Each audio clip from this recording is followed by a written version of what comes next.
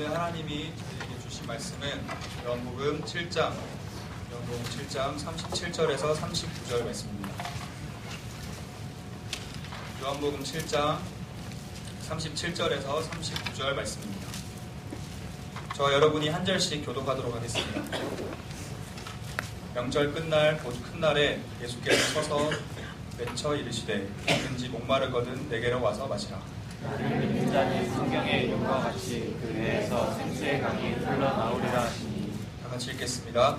이는 그를 믿는 자들이 받을 성령을 받으리라 말씀하신 것이다. 예수께서 아직 영광을 받지 아니하셨으므로 성령이 아직 그들에게 계시지 아니하시더라. 아멘. 오늘 말씀 전해주실 유재덕 목사님을 소개하도록 하겠습니다. 유재덕 목사님은 축산학과 8호학번으로 졸업하시고 청신대학원을 졸업하셨으며 현재 새서울교회 담임 목사님으로 계시고 중앙대 기도학생연합회 지도위원으로 섬겨주고 계십니다. 이 시간 유재덕 목사님 나오실 때 생수의 강이란 말씀으로 전해주시는데 큰 은혜 받으시기 바랍니다. 네.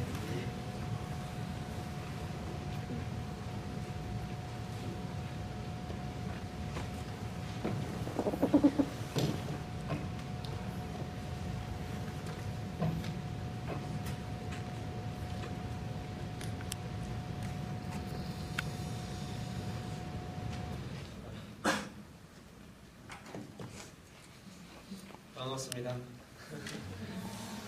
멀리서 오신 분들도 계시고 우리 예배 말씀 나누기 전에 한 분 간절한 다시 한번 기도하고 말씀 우리 들어가도록 하겠습니다. 정말 이 시간에 우리의 심령에 생수의 강이 넘칠 수 있는 시간이 될 수 있도록 주님께 기도하겠습니다.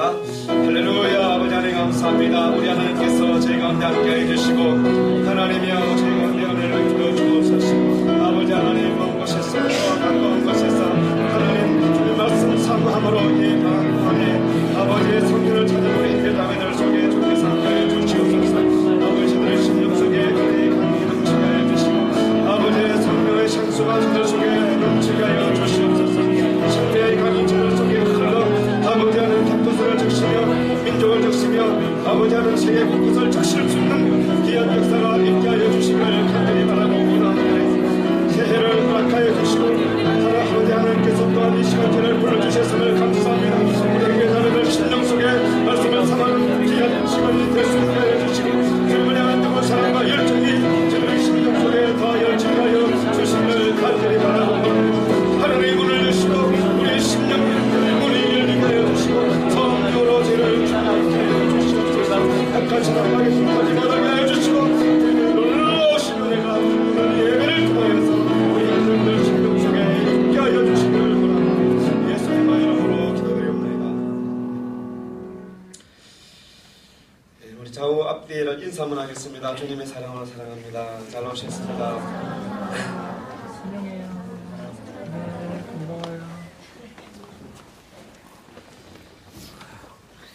현대 사회는 각 어떤 시대보다도 과학 문명이 발달되어 있습니다.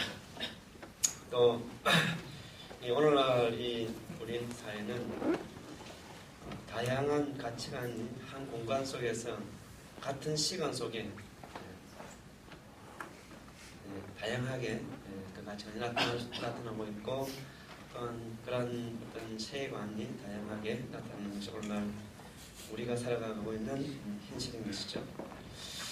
그래서 많은 사람들이 우리에 대한 생각들을 이해하지 못하고 자기의 생각에 갇혀서 우리에 대해서 또한 부정적인 생각을 갖고 비난하는 그런 사람들이 있습니다.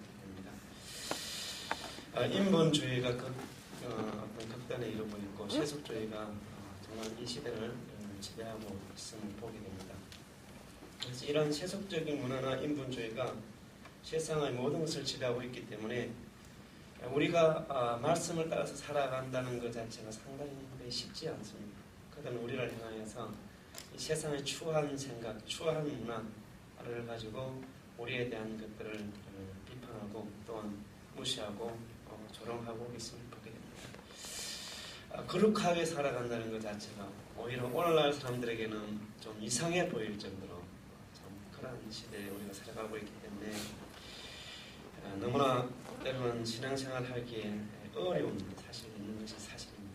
그리고 이러한 세속적인 문화가 우리에 대해서 계속 도전해오고 있는 것이죠. 이러한 이 세상의 강물, 이 모든 썩어 빠진 강물들이 우리를 향해서 밀려오고 있는데 이 강물을 헤치고 나가기 위해서는 어떻게 해야 할까요?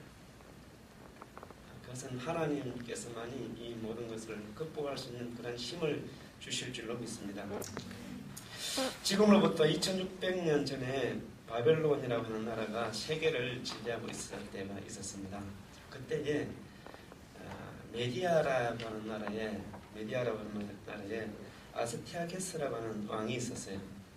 이 아스티아게스라고 하는 왕은 외동딸이 만다게라고 하는 외동딸이 하나 있었는데 이 만다게라는 외동딸이 아스티아게스 왕을 상당히 기쁘게 하고 또 왕은 이 딸로 인해서 많은 그런 즐거움을 갖게 되었던 것이죠. 어느 날 왕이 꿈을 꾸는데 이 아스티아게스 왕이 꿈을 꾸는데 이 만다게가 소변을 하는 꿈을 꾸었어요. 소변을 하는 꿈을 이 꿈이 너무 이상한데 메디아를 다 이렇게 적시고 흘러넘쳐가지고 아시아 전체를 이렇게 잠기게 하는 꿈을 꾸었습니다. 그러니까 이게 아스티아게스 왕이 자기 사제들을 불러서 이것이 무슨 뜻이냐 이렇게 이제 꿈을 해석을 하라고 하니까 이 사제들이 모여서 하나의 결론을 내린 것이 뭐냐면은 이 만다게가 낳은 이 딸이 이제 메디아의 반역을 일으키게 될 것이고, 그리고 메디아를 정복할 뿐 아니고, 그리고 이 아시아 전체를 정복할 그런 꿈이라고 하는 것을 이 아스티아게스 왕에게 이야기하였어요. 그러니까 이 아스티아게스 왕이 하나밖에 없는 이 딸이 외동딸이 그런 꿈을 이제 그런 일을 앞으로 이룰 것이라고 하니까 갈등이 일어나게 되었던 것이죠. 이 딸을 죽일 수도 없고 살릴 수도 없고 참 갈등을 하다가 이제 결혼할 시간이 되어서 결혼을 시키는데 당시 메디아가 페르시아를 이렇게 지배하고 있을 때입니다. 그러니까 메디아라고 하는 나라와 페르시아라고 하는 나라는 아주 조그만한 그런 지역에 있는 조그만한 이라는 나라였어요. 심지어 어떤 장사를 할 시장이 설 정도도 규모가 안 되는 아주 조그만 그런 메디아라고 하는 나라였던 것이죠. 그런데 이 왕이 생각하다가 결론 내린 것이 뭐냐면은 메디아에서 신랑감을 얻지 않고 페르시아에 있는 자기들 지배하고 있는 조그마한 그 나라에 있는 청년을 데려다가 이제 사위로 삼아야 되겠다. 그런 생각을 갖게 되고, 그 페르시아에서 중산층 이하 되는 그 캄파세스라고 하는 청년을 데려다가 이제 결혼을 시킵니다. 결혼을 시키는데 이 결혼을 이제 해가지고 아이가 이제 태어날 때가 됐는데 임신을 이제 만다게 하게 되었어요. 그러니까 아스티아게스 왕이 또 꿈을 꾸는데 또 너무 이상한 꿈이 또 꾸이는 거예요. 그러니까 이 아스티아게스 왕이 그의 그 신하인 그의 신하 하르바코스라고 하는 이러한 이 사람을 시켜서 이 아이가 태어나게 되면 죽이라고 명령을 하였습니다. 그래서 이 만다게가 아이를 낳게 되었을 때에 이 하르바코스라고 하는 이 왕의 신하가 만다게에 가서 그 아이를 이제 사내 아이를 낳은 아이를 숲속으로 데려갔어요.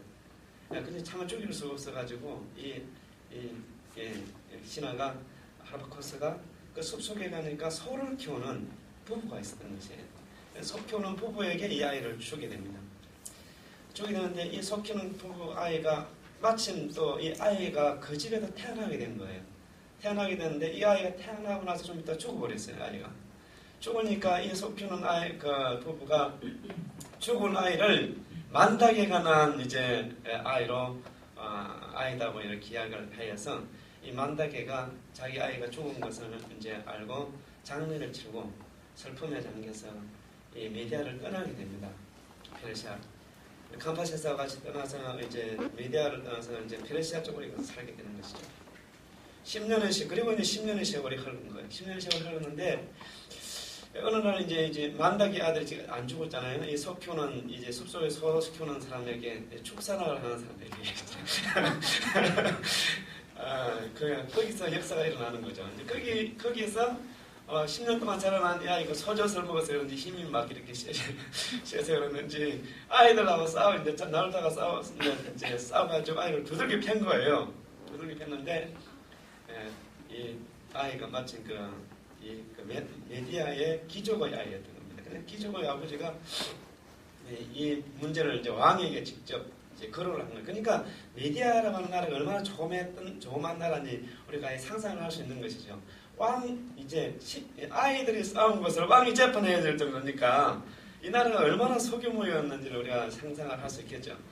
그러니까 이 아스티아게스 왕이 재판으로 딱 나가서 보니까 자기 만다기의 나라를 딱 보니까 한눈에 이게 자기의 외손자인 것을 그냥 딱 직감으로 갖게 된 것이에요. 그래서 신하를 불러와서 어떻게 된 거냐 물어보니까 사실은 내가 죽이지 못하고 그 아이를 숲속에 속혀는 죽어버렸다. 근데 이 아스텍에서 왕이 딱 보니까 너무 아이가 잘생기고 멋있거든요. 자기가 보니까 외손자니까 손자가 볼 때가 얼마나 또 기쁘겠어요. 우리 이시영 선생님 손자 사실 딸이잖아요. 그러니까 너무 그냥 귀여운 거야. 그러니까 그 아이를 죽이지 않고 이 만다기가 자기 딸에게 페르시아에게로 보냅니다. 보내고 근데 그 왕이 화가 났어요. 왜 화가 났냐면 그러나 하르바코스에 대해서 이게 왕의 명령을 안 지키고 이게 금방을 지켜 말이야 하면서 화가 많이 난 거예요. 그래서 이제 자기 신하인 하르바코스를 다시 이제 식탁으로 초대를 했는데 식사 초대했는데 그 초대한 그 식탁에 올린 요리가 뭐냐면은 그 아들의 고기를 올린 거예요. 아들의 고기를. 그러니까 하르바코스가 자기 아들의 고기를 그 식탁에서 안 먹으면 죽으니까 먹게 된 것이죠. 그러면서 이제 하르바코스가 분노하게 된 겁니다. 이 왕에 대해서 적개심을 품게 된 것이. 애를 보고 있다가 반열을 일으켜가지고 하르바코스가 그 아스티아게스 왕을 이제 이렇게 몰아내는 거죠. 그리고 이제 만다기가 난 아들을 왕의 자리에 앉히게 됩니다. 페르시아에 있던 왕을 데려와서 이제 그 아들을 데려와서. 그러니까 외손자가 이제 왕위를 물러받게 된 것이죠. 근데 이 왕이 바로 성경에 나오는 고레스 왕입니다. 고레스 왕. 당시에 바벨론이라고 하는 나라가 엄청 큰 제국을 형성하고 있었어요. 근데 이 메디아와 페르시아라고 하는 나라는 아주 소극이었습니다. 소극 가운데서도. 그러나 이 하나님의 역사가 시작되기를 하는데 사람들이 그것을 감당 못하는 것이에요. 그러니까 이 고레스가 가는 곳에는 어떤 역사가 일어나는 거예요. 역사가. 도저히 정복이 불가능한 그러한 나라들이 정복이 되게 됩니다. 그러니까 리디아라고 하는 나라를 정복하는 이제 이 고레스 나중에 하게 되는데 리디아라고 하는 나라가 아주 부자의 나라였어요. 그 부자의 나라인데 그 리디아를 정복을 하면서 거기서 해닌을 만나게 되고 그 리디아 왕을 통하여서 고레스가 그 이전까지 상당히 폭력적인 사람이었는데 생각이 완전히 전환이 오게 됩니다. 전환이 오게 되면서 그 마음을 하나님이 움직여서 에스라스 1장에 보게 되면 1장 1절에 보게 되면은 바사왕 고레스 원년에 여호와께서 에레미야의 입으로 통하여서 하신 말씀을 이루게 하시려고 바사왕 고레스의 마음을 감동시키시며 그가 온 나라에 공포도 하고 조서도 내려 이제 그 뒤에 쭉 말씀은 이런 내용입니다. 남유다에서 잡혀온 모든 포로들은 예루살렘으로 돌아가라. 돌아가기 싫은 사람은 내 제국에서 살고, 내 제국에서 살고, 돌아가기를 원하는 사람들은 다 돌아가라고 그랬어요. 돌아갈 뿐 아니라 돌아갈 때도 이 사람들이 그냥 돌아가는 것이 아니라 재물을 가지고 돌아갈 수 있게 하셨어요. 또 이 고레스 왕이 에스라스 1장에 보게 되면은 예루살렘에 가서 예루살렘을 건축할 수 있는 건축 자금까지 모아서 보내줍니다. 또 그뿐 아니고 바벨론에서 가지고 왔던 예루살렘 모든 성전기구를 5,400점이나 되는 성전기구를 다 가지고 다시 돌아가게 했어요. 돌아갈 수 있는 사람.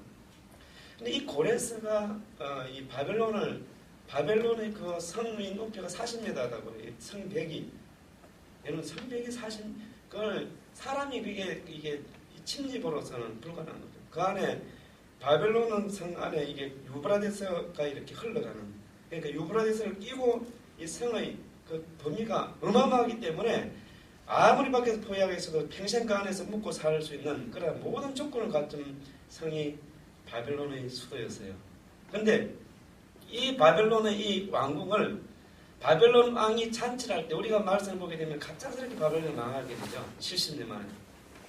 그 망하게 될 때 그 역사적 과정을 보게 되면은 이 고레스가 바벨론을 치러 오는데 바벨론 안에서 성문을 열어줘 버린 거였어요. 그때에 바벨론 왕은 1000명의 그 가족들을 데리고 잔치를 하고 있었는데 잔치를 하고 있는데 들어가서 그 나라를 정복을 해버린 거예요. 그러니까 무혈 입성을 한 거예요. 그 바벨론 수도를. 그러니까 이 고레스가 이 페르시아의 왕국을 나중에 인도나 이집트나 마게도니아까지 그 영역이 이르게 되죠.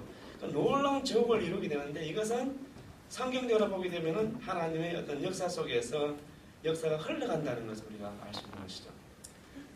남쪽 유대에서 10번에 걸쳐서 이 바벨론에서 예루살렘이 망하고 포로가 잡혀가죠. 페르시아가 일어나고 나서 10번에 걸쳐서 다시 귀환의 역사가 나타나게 됩니다. 이 모든 것이 인간이 아무리 제국이 힘이 세고 강한 성을 갖고 있다 할지라도 하나님께서 사용하시면 그 모든 힘들이 무너지고 하나님의 역사가 그 속에서 나타나고 있다는 것을 우리는 역사적인 과정을 통해서 볼 수가 있는 것입니다. 오늘 우리 시대에 마치 이 바벨론 제국이 이스라엘 백성들을 괴롭히고 힘들게 하고 땅 성전을 허물게 하고 그런 모든 악을 행했던 것처럼 오늘 이 시대에 있어서도 수많은 이 땅에 있는 사람들이 교회를 향해서 비난하고 있고 이유도 없이 우리에 대해서 도전하고 있다는 것을 보게 됩니다.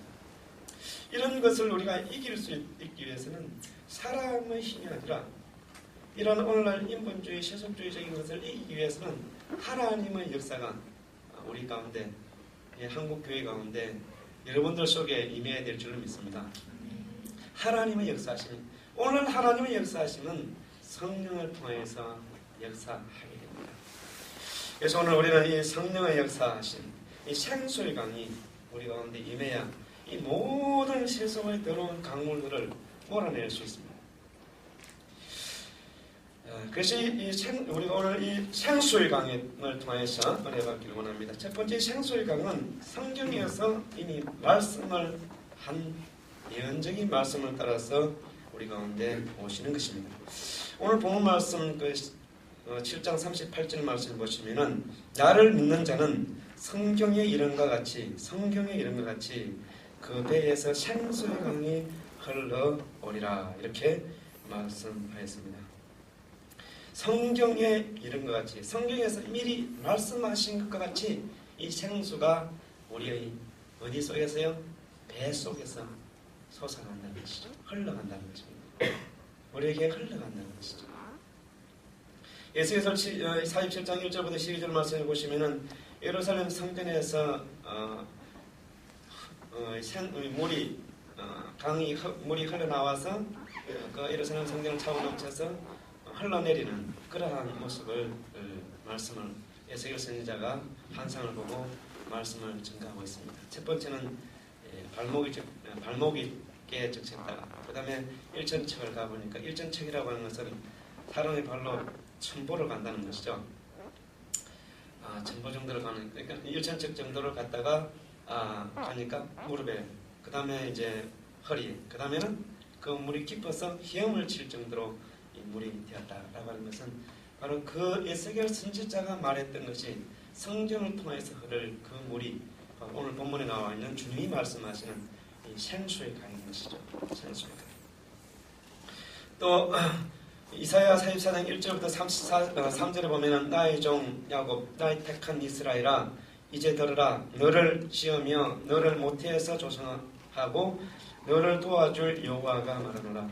대저 내가 가라한 자에게 물을 주며 마른 땅에 시내가 흐르게 하며 나의 신을 네 자손에게 나의 복음을 네 후손에게 내리라. 이렇게 말씀을 하였습니다. 가라한 자에게 물을 주는데 이 물은 나의 신을 네 자손에게 바로 부어준다는 것입니다. 이것이 바로 생수의 강인 것이죠. 주님께서 말씀하신 이 생수가 우리의 뱃속에 흘러나게 하겠다라고 하는 이 말씀이 바로 이 말씀을 두고 하신 말씀입니다. 성경에 이런 것 같이 생수의 강이 우리 속에 흘러넘쳐야 될 줄로 믿습니다. 그러나 이 세상을 이길 수 있는 길은 사람의 힘으로 이길 수 없습니다. 우리가 이성적으로 세상을 이길 수가 없습니다. 오늘날 이 시대 정신인 이 과학의 지성의 정신을 이길 수 있는 것이 우리 지성으로는 이기기가 참으로 어렵습니다. 우리 가운데 성령의 역사하심, 생수의 강이 이 말씀에서 언약하신 이 생수의 강이 우리 속에 올 때에 오늘 지성을 넘어갈 수 있고 오늘 세속적인 문화를 이길 수가 있는 것이죠. 눈을 뜨게 되면 정말 우리가 이 땅에서 살아가기가 신앙적으로 살아가기가 만만치 않습니다. 여러분 인터넷을 켜게 되면 내가 보고 싶지 않아도 봐야만 하는 것들이 너무나 많이 있고요. 그래도 또 그래서 안 볼 수도 없고 예, 보이면 또 보고 싶고 참 이게 문제가 많습니다. 인간의 이러한 이성적인 환경적인 한계를 뛰어넘을 수 있는 것은 머릿속에 생수의 강이 흘러넘쳐야 되지 않습니까? 이 한 해 동안에 우리 기도학생 가운데 생수의 강이 흘러넘치기를 원합니다. 네. 성령의 성령의 역사하심이 여러분들 가운데 있어야 돼요. 성령의 역사하심. 지난주인가요? 그 지난주인가 김태천 우리나라의 암흑가의 왕이라고 하는 김태천 씨가 죽었습니다. 원래 이분은 예수를 안 믿던 사람인데 교도소에 가서 이제 예수를 믿게 됐고 그 다음 이제 결혼을 하게 되고 생활을 하게 됩니다. 근데 이 김태천이가 기독교인이었죠. 나중에 인천 순복음교회에서 장례를 치러준 걸로 알고 있습니다. 그래서 천국 한국 예배 김태천이 그 마지막 장례 예배는 그렇게 해서 드리게 되는데 이 김태천이 그 죽기 전에 그의 부하들을 모아놓고 이렇게 말했습니다. 예수를 믿어라. 그러니까 그 형님이 믿는 예수를 동생들이 믿겠어요? 안 믿겠어요? 믿겠다고 그러죠. 그 세계는 이게 한번 깡패의 세계는 딱 말을 하면 실천을 하는 것이 깡패의 세계입니다. 요즘에는 뭐 깡패들도 깡패 같지 않는 깡패들이 많죠. 정말에 진짜 깡패들은요 한번 딱 말하면 그대로 실천하는 것이 깡패의 조직이에요. 요즘에는 이 깡패들이요 그러지가 않다고 그래요. 제 동생이 약간 깡패 좀 이상한데 좀 소속이 되어 있었던 적이 있었어요. 근데 그 세계에 대해서 제가 조금 알아요. 그래서 근데 이 김태천의 부두목이 제 동생 지금 그런 거 안 해요. 지금 잘 살고 있어요. 교회 잘 다니고 옛날에 젊은 시대에 그랬던 적이 있었다는 것이죠.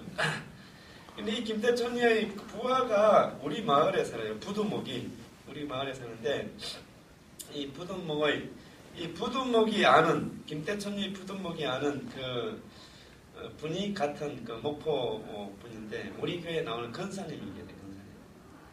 근데 건사님이 계신데 이 건사님에게 말을 하기는 나를 좀 교회를 좀 데려가라고. 내가 우리 교회에 나오는 건 윤순자 건사님 윤순자요. 원래 신한 사람인데 목포로 생활하다가 그냥 서울에 왔는데 그러니까 그분이 이제 자기가 교회를 나가고 싶다는 것이죠. 그러니까 나를 좀 교회 좀 데려가라고. 그래서 저한테 우리 교회를 데려오고 와야 되는데 결국까지 그래서 제목이요. 데려보세요. 그래서 이번 주에 이제 올 걸로 생각을 했어요. 근데 데리러 갔는데 술을 너무 많이 먹어가지고 술이 깨지 못 왔어요. 그래서 이제 다음 주 좀 되면은 이제 김태톤이 부두목이 아마 우리 교회에 나올 것 같아요. 네? 그럼 내가 이제 형님이 되고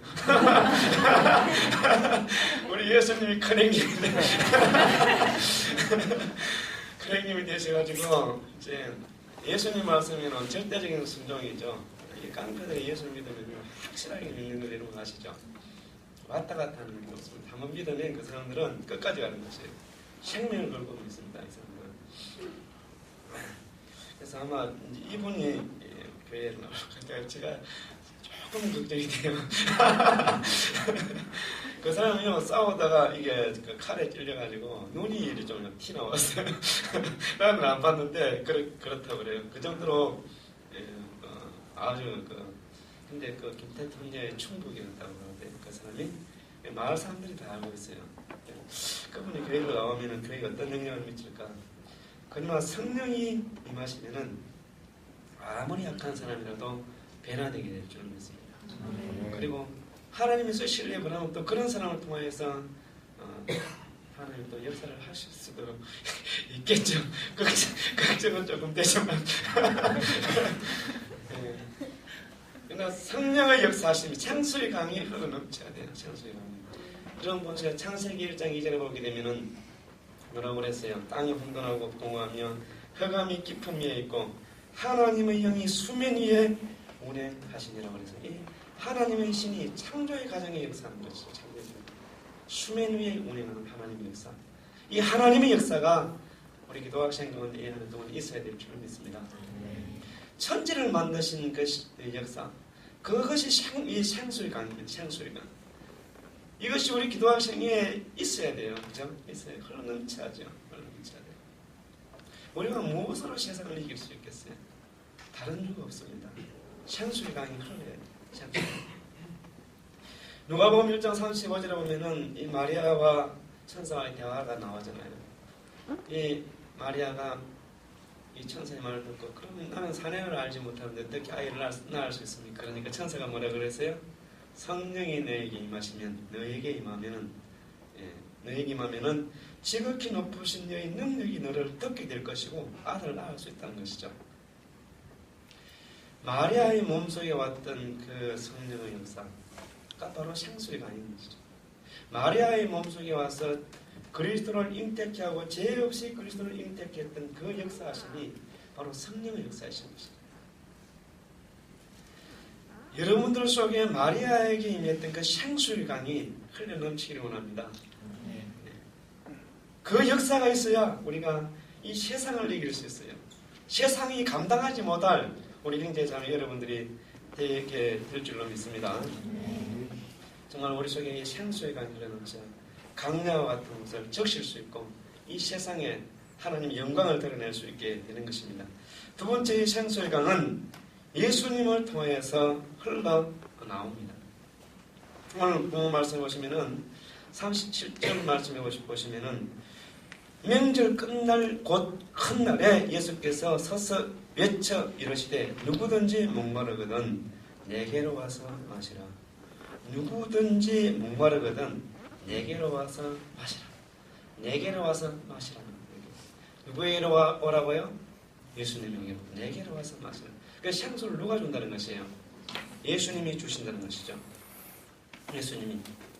그래서 38절에 나를 믿는 자는 성경에 이런 것 같이 그 배에서 생수의 강이 흘러온다는 것이죠. 그러니까 예수님을 통해서 생수가 흘러온다는 걸 우리가 합니다. 이 성령이 어떻게 온다고요? 예수님을 통해서 우리 속으로 흘러온다고 그랬어요. 아, 이거 놀랍지 않아요? 주님이 말씀하신 거예요. 생수의 강이 예수 그리스도를 통해서 우리 가운데 흘러온다는 것이에요. 여러분 우리가 이것을 위해서 목마름이 있어야 됩니다. 목마름. 이 명절 끝날이라고 하는 것은 바로 이 장막절을 말합니다. 장막절. 끝날은 일주일 동안 이스라엘의 그 축제는 대부분 일주일 동안이죠. 일주일 동안 하고 나서 그 다음 날 또 잔치를 합니다. 근데 이 명절 끝날이라고 하는 것이 7일인지 그 다음 날인지는 자세히 모르겠지만 하여튼 7일 아니면 마지막 날 아니면 그 다음 날 되겠죠. 근데 이 장막절의 절기 동안에 제사장들이 하나 의식이 예수님 시대 당시에 하나 있었습니다. 그것이 뭐냐면은 금으로 된 물병을 가지고 실로암 물에 가서 물을 떠다가 성전에 부는 의식을 하였어요. 왜 이것을 하였느냐면은 이스라엘 백성들이 광야를 지나오는 과정에서 뭐가 가장 필요했겠어요? 물이 필요했겠죠. 그래서 이스라엘 백성들이 호렙산에 르비딤에 이르게 되었을 때 물이 없어가지고 누구를 원망해요? 모세를 향해서 하나님을 향해서 원망을 하죠. 원망을 하였어요.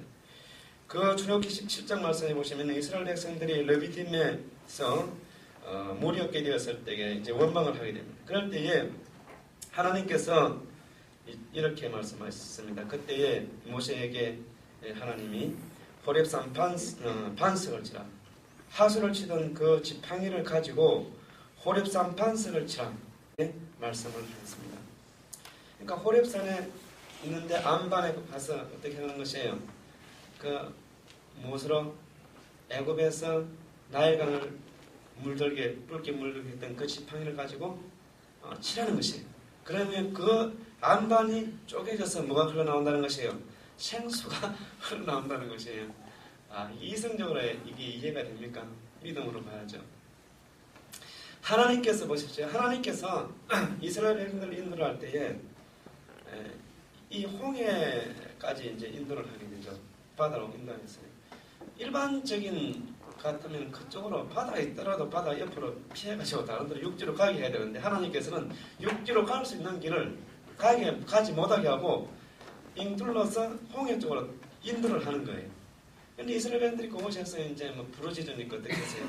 하나님께서 그 홍해 바다 밑에 길을 해서 건너가게 하는 것이죠. 이것은 하나님의 방법이 우리와 너무나 다르다는 것이죠. 하나님께서는 이미 오래전부터 이스라엘 백성들을 이 아브라함에게 애굽에서 이끌어낼 것을 말씀하신 그 이전부터 그 홍해 바다 밑에 이스라엘 백성들이 지나갈 길을 예비해 놓았던 것이죠. 그래서 때가 되니까 그곳으로 인도하여서 그 홍해 바다를 열게 하시고 예비되었던 길로 지나가게 하는 것이에요. 그리고 나서 애굽의 모든 병거들을 그 속에 수정을 시켜버립니다. 역사때에 의하면 이 애굽이 제국이 되지 못하고 그 나라가 망한, 그리고 오랫동안 외세의 지배를 받게 되는데 언제부터 그렇게 힘을 잃었느냐? 바로 이 모세 때에 모든 병거가 이 홍해 수정됨을 통해서 그 다음부터는 제국으로 일어나지 못하였다. 이렇게 역사학자가 말하는 것을 읽어보았습니다. 그 하나님의 역사하심이 홍해 바다 밑에 길을 예비해 놓았던 그 하나님의 역사가 이번에는 어디에서요? 호렙산에서 안반 속에 무엇을 생수를 놔뒀다가 때가 되어서 생수를 터뜨리는 겁니다. 이것은 하나님께서 이스라엘 백성들이 강류에서 물이 없으면 죽게 되잖아요. 죽게 되는데 이것을 통해서 그들을 살리는 것이죠. 전적인 하나님의 은혜인 것이죠. 여러분 요한복음 6장 말씀에 보시면은 예수님께서 만나에 대한 말씀을 합니다. 만나에 대한 말씀을 하는데 이 만나를 이스라엘 백성들이 먹고 40년 동안을 광야에서 생활하였다. 이제는 그 만나가 바로 이 예수님 자신이다라고 그 6장에서 말씀하고 있죠. 그리고 7장에 넘으면서 생수에 대한 말씀을 합니다. 출애굽의 과정을 지금 이야기하고 있는 것을 우리가 알 수 있어요. 그래서 이 6장에서 예수님께서 만나에 대한 말씀을 하죠. 여러분 만나를 한번 생각을 해보십시오. 40년 동안 이스라엘 백성들이 만나를 먹지 않습니까? 가나안 땅에 들어가서 길갈에 갔을 때에 그에서 나온 음식을 먹게 됐을 때 만나가 거치게 되거든요. 그럼 이 만나는 아침에 일어나고 나면 딱 있어요. 아침에 일어나면 기가 막히게 딱 있는 거예요. 마치 아침에 해가 뜨는 것처럼 아침에 일어나서 일어나면은 먹을 것이 있는 것이에요. 강나니까 비가 오지 않고 얼마나 좋겠어요. 그러니까 그곳에서 만나를 먹는데 여러분 만나를 먹을 때 뭐 이 곡식을 재배한 것도 아니고 수고하고 한 것도 아니잖아요. 그냥 일어나면 있는 거. 일어나면은 무엇을 말하는 것이에요? 전적인 은혜. 하나님의 전적인 은혜. 인간의 어떤 수고나 노력을 통해서 먹는 것이 아니라는 것이죠. 영원한 만나가 되신 그리스도와 연합되는 음식을 먹으면 우리 속에 연합되는 그것과 같이 그리스도와 연합되는 십자가의 그 연합의 사건이 전적인 주님의 은혜라는 것이죠. 사람이 어떤 수고나 노력이 아니고 마치 이스라엘 백성들이 만나를 강요해서 먹은 같이 그리스도 안에서 연합되는 것은 하나님과 연합되는 그것은 그리스도의 십자가의 그 사건은 전적인 하나님의 은혜라는 것입니다. 그러면서 주님께서 오늘 본 말씀에서 이 생수를 말씀을 이스라엘 백성들이 생수를 마시는 것도 전적인 하나님의 은혜죠. 우리가 성령을 받는 것도 전적인 하나님의 은혜죠. 고린도서 10장 4절에서는 다 같은 신령한 음료를 마셨으니 이는 저희를 따르는 신령한 판석으로부터 마셨다고 말씀하고 있고 그 판석은 바로 곧 그리스도다 이렇게 말씀하고 있습니다. 그 판석이 그리스도. 신령한 음료를 마신 이스라엘 백성들이 광야에서 마신 그 물이 장차 그리스도를 통하여서 이 땅에 오실 성령을 의미하고 있다는 것을 성경은 우리 가운데 말씀하고 있는 것을 보게 되는 것입니다. 다시 말해서 예수님이 십자가에서 죽으심을 통해서 마치 반석이 쪼개짐을 통해서 생수가 흘러난 같이 그리스도의 몸이 갈라지고 쪼개져서 그 속에서 주님의 죽으심을 통하여서 우리 가운데 오실 그 성령이 바로 생수의 강입니다. 우리가 이 생수를 마신다는 것은 참으로 전적인 하나님의 은혜죠. 이 생수가 우리 기도하시기에 흘러넘쳐야 합니다. 올해는 이 생수의 강이 우리 형제자매 여러분들 심령 속에 흘러넘치기를 원합니다. 우리 기도학 생 속에 흘러넘쳐야 돼요. 정말 이 여러분들 심령 속에 흘러넘친 이 생수의 강이 캠퍼스를 적시고 민족을 적시고 세계 곳곳을 적실 수 있는 그러한 생수가 되기를 원합니다. 에스겔 선지자가 보았던 그 예루살렘 성전에서 흐르는 그 생수의 강이 그리스도를 통하여서 우리 가운데 오고 그 생수가 사회를 적시고 모든 생명을 살리게 하는 것처럼 우리 기도학생의 여러분들 심령 속에 생수 대신 성령의 역사하시면은 이 캠퍼스에 새로운 생명의 역사가 있게 될 줄로 믿습니다. 이번에 태국 성교가는 우리 형제자매 여러분들 그곳에서 생수의 강이 터지게 하는 역사가 있기를 원합니다. 그래서 그곳에서 수많은 영혼들을 살리는 귀한 역사가 있어야 될 줄로 믿습니다. 세 번째로 이 생수의 강을 그러면 어떻게 우리가 이것을 마실 수 있을까요? 아무리 좋은 것이 있다 할지라도 그것이 나와 아무런 관계가 없으면 사실은 거림의 떡인 것이죠. 그러면 이 생수 대신 성령이 우리 속에 어떻게 역사할 수 있느냐는 것이죠. 오늘 본문 말씀해 보시면 예수님께서 이렇게 말씀하셨습니다. 나를 믿는 자 38절 나를 믿는 자가 성경에 이른같이 그 배에서 생수가 흘러난다는 거죠. 생수의 강이 흘러난다는 거죠. 우리가 진짜 믿음이 있어야 될 줄 믿습니다. 여러분 정말 신실한 믿음이 있어요. 갈급한 믿음이 있어야 됩니다. 여러분 그냥 형식적인 믿음이 아니라 정말 여러분들 믿음이 있어야 돼요. 이것은 예수 믿는 여기 지금 말씀을 받는 사람들이 예수 믿는 무리들이에요. 사실. 그 39절 말씀에 보시면은 하반절에 보시면은 예수께서 아직 성령 영광을 받지 아니하셨으므로 성령이 아직 그들에게 계시지 아니하시더라 이렇게 말씀을 놓고 있습니다. 그럼 예수님께서 생수를 주겠다고 했던 이 말씀이 아직 오지 않은 것을 말씀하고 있습니다. 예수님께서 주시겠다는 것이에요. 예수님이 죽으신 그 위에 보내실 성령을 말씀하고 있다는 것을 우리는 알 수가 있습니다. 이 성령의 역사하심이 오실 것을 성령의 역사가 이 오실 것을 사모함으로 기대함으로 부르짖는 자에게 믿음으로 바라보는 자에게 온다는 것이에요. 예수를 믿고 따르는 자들에게 주님께서 말씀하신 것이죠. 성령을 보낸다는 것이에요.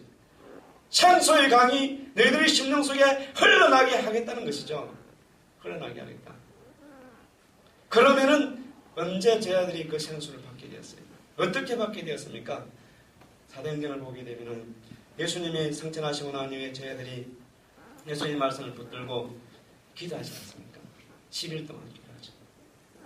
그들이 모여서 전심으로 기도할 때에 오순절 마가의 다락방의 역사가 나타나는 거죠. 성령이 그때 주님이 보내시겠다고 했던 주님이 사마리아 여인에게 내가 너에게 주겠다는 그 물이 바로 사도행전 2장에 나타나고 있는 물이고 오늘 본문에 나오고 있는 이 생수의 강이 바로 사도행전 2장에서 나타났던 그 성령의 역사를 말씀을 하시는 거예요. 여러분 성령의 실제하는 역사하심이 우리 기도학생에 있어야 될 줄로 믿습니다. 그러기 위해서는요 기도해야 됩니다. 기도해야 됩니다. 우리가 믿음이 간절해야 될 뿐 아니라 기도해야 됩니다. 기도해야 돼요. 정말 사모하는 마음으로 여러분 기도해야 돼요. 성령을 사모하는 마음으로 기도해야 돼요. 저희들이 주님이 떠나고 나서 얼마나 갈급하게 기도했겠어요. 두려워서 떨면서 기도하잖아요.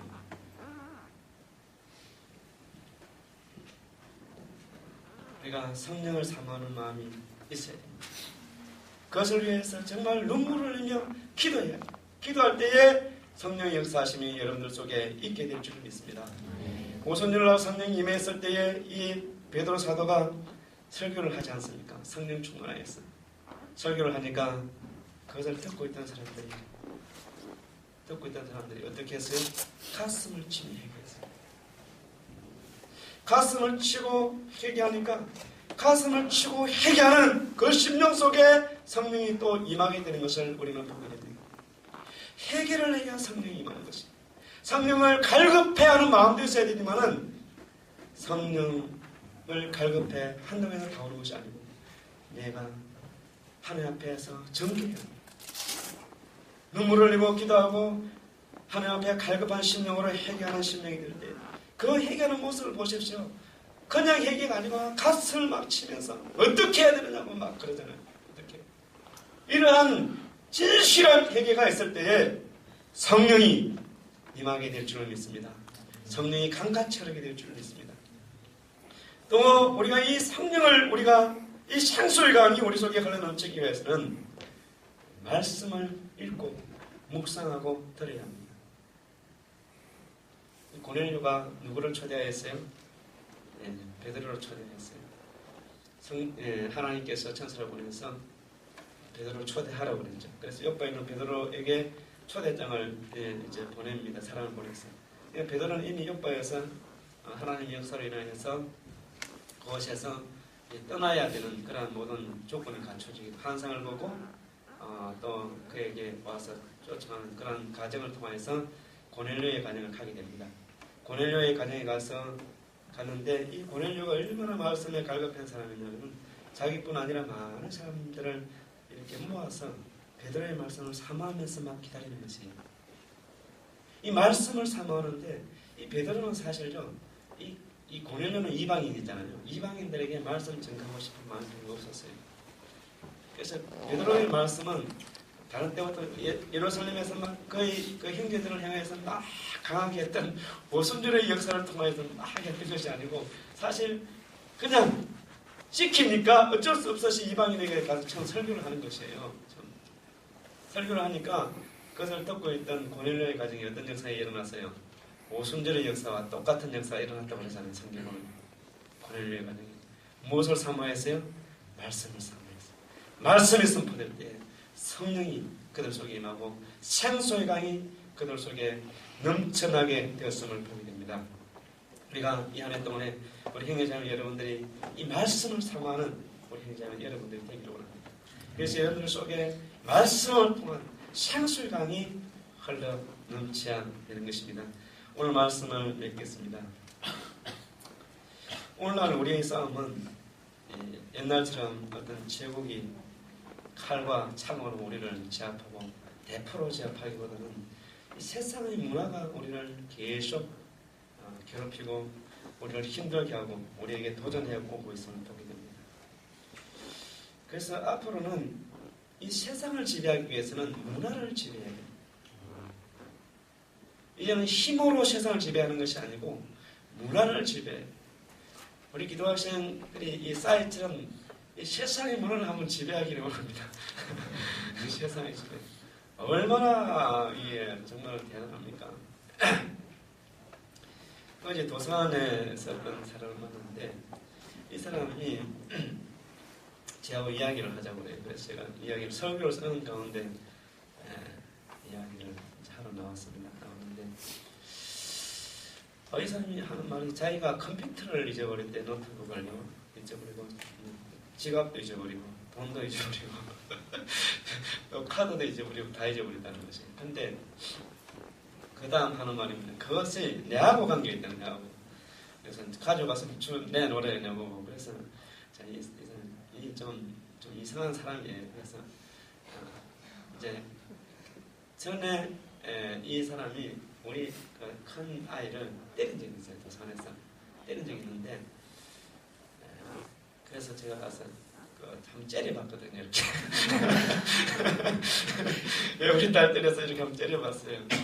근데 그분이 내가 그 아이 아빠라는 것을 알죠. 그러니까 내가 목사라는 것을 알았어요. 그래서 자기가 그 컴퓨터가 없으니 내가 가져갔다는 것이 아니고 내 때문에 없어졌다는 거지. 내가 목사기 때문에 저주를 해가지고 그러니까 나보고 차 내려는 거예요. 저는 결론이 그거였어요. 그런데 이 사람이 얼마나 그래서 내가 가만히 이야기를 들었어요. 근데 그거는 이 사람 정신이 약간 왔다 갔다 하는 사람 같아요. 정상적인 사람은 아니에요. 그런 때면서 자기가 처음 이야기할 때 이렇게 하는 게 자기가 이런 말을 하게 되면은 자기를 이상한 사람으로 보고 자기를 정신병자로 보고 미친 사람이라 이렇게 이야기를 할 수 있을 거다 그래요. 그래서 제가 그래서 이야기해보라고 그랬어요. 알겠습니다. 이야기해보세요. 그러니까 그 이야기를 이제 하는 거예요. 그래, 그렇게 생각할 수 있겠죠. 제가 목사이기 때문에 이제 기도를 세게 하게 되면 하나님께서 벌을 줘가지고 저희 컴퓨터도 없어지고 다 돈도 없어지고 다 없어졌다는 거야. 다 없어져. 그게 이제 빨리 그러니까 너무 자꾸 그걸 가져오라는 것이에요. 그래서 그 이야기를 한 30분 정도 했어요. 30분 정도. 제가 그 이야기를 하는 가운데 이 사람이 왜 그렇게 생각할까? 그 다음에 또 하는 말이 무슨 말이냐면은 내가 안 가져갔으면은 여의도 수목원교에서 가져갔대. 또 하는 말이 그 다음에 하는 말이 기가 막힌 말이 뭐냐면은 그것이 아니라 한국 보수교단이 가져갔대. 여러분 이게요. 이 사람의 말 속에 심각해야 될 깨달아야 될 게 우리가 있어요. 무엇이 그 사람을 그렇게 생각하게 하는가? 무엇이? 그것이 오늘날의 문화라는 것이에요.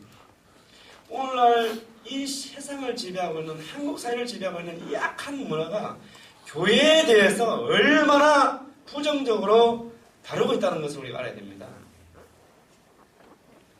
이 사람의 생각이 아니에요. 이거는 이 사람은 이 시대의 어떤 문화를 통하여서 내게 그 사람이 대비한 거예요. 나중에 내가 그 사람에게 그랬어요. 이 사람은 자기가 이제 문제가 있는 사람이 약간 근데 다른 사람들도요 그렇게 생각을 한다는 것을 여러분 알아야 됩니다. 그 사람과 다른 사람 차이가 뭐냐면은 오늘날 일어나고 있는 모든 한국의 문제가 교회 때문이다. 이렇게 생각한다는 거예요. 오늘날 사람들이. 여러분 그렇게 생각을 해야 돼요. 안 생각하면은 잘못된 생각입니다. 인터넷을 보면 알잖아요. 잘못된 것이면 다 교회 목사가 그랬다고 그러잖아요. 하지도 않은 것들을. 그것이 오늘날 문화예요. 근데 이 사람은 자기에게 있는 것을 그대로 이야기한 거예요. 내 얘기. 그 약간 좀 변질돼서 개인적인 문제까지 이제 묶어가지고 내게 이야기한 것이죠. 빨리 내놔라고 나보고. 그리고 하는 말이 자기는 교회 어디서 오라고도 하는데 자기도 교회 오라고 하면은 자도 가서 나보고 뭐 교회를 오라고 그러든지 그러면 내가 가서 그럼 앉아 있을 수도 있잖아요. 이렇게 이야기하는 거야. 내가 그 사람을 전도 대상으로 삼았어요. 저게. 대통령이 받아오고 이 사람도 뭐 재밌긴 했습니다. 여러분 이 한국의 문화가 이런 지경에 지금 이르고 있어요. 이런 지경에 여러분 정말 우리가 이 가슴을 치고 회개해야 됩니다. 가슴을 치고요 시대를 볼 수 있어야 돼요. 그런데도 교계에 높으신 분들이 싸움질을 하고 이러면 성도들의 삶 속에는 예수의 흔적은 없고 생수의 강은 어디 가보는지 없고 그냥 세속적인 것만 가득 차가지고 이렇게 해서 이 시대를 변화시킬 수 있겠어요. 이 시대를 바꿀 수 있는 것은요 성령의 역사밖에 없습니다. 무엇으로 저들을 이길 수 있겠어요? 우리가 이 악한 시대의 문화를 어떻게 우리가 정복할 수 있겠어요? 성령이 역사하셔야 돼요. 살아계신 하나님이 역사해야 됩니다. 주님이 보내시겠다고 했던 내가 가서 아버지께로부터 성령을 너에게 보내겠다고 하던 그 누가복음 24장 49절의 말씀이 우리 가운데 임해야 된다. 예수님이 떠나시면서 뭐라고 그랬어요? 내가 보내시겠다고 그랬어요. 성령을. 예수님이 약속이잖아요. 언약이잖아요. 그것이 우리 가운데 임해야죠.